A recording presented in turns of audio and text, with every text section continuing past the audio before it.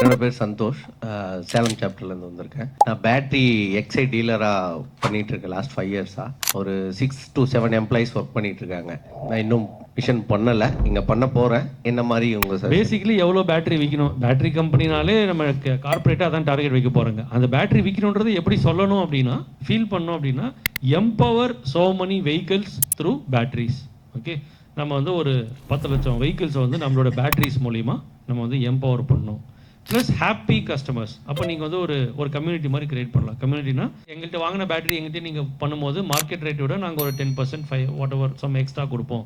So cash watch கொடுப்போம். அந்த மாதிரி எதாவது கொடுத்துட்டு அந்த சர்க்கிள்குள்ளே ஒரு 5,000 கஸ்டமர் இருக்காங்கன்னு வச்சுக்கோங்களேன். 5,000 ஆக்டிவ் கஸ்டமர்ஸ். அந்த ஆக்டிவ் கஸ்டமர்ஸை வேறு ஏதாவது ஒரு வார்த்தை யூஸ் பண்ணலாம். சேஃப் பேட்டரி கம்யூனிட்டி அப்படின்னு போட்டு நீங்கள் சேஃப் பேட்டரி கம்யூனிட்டியில் எங்கள்கிட்ட வாங்கினா சேஃப் பேட்டரி கம்யூனிட்டியில் நீங்கள் மெம்பர் ஆகிடுவீங்க.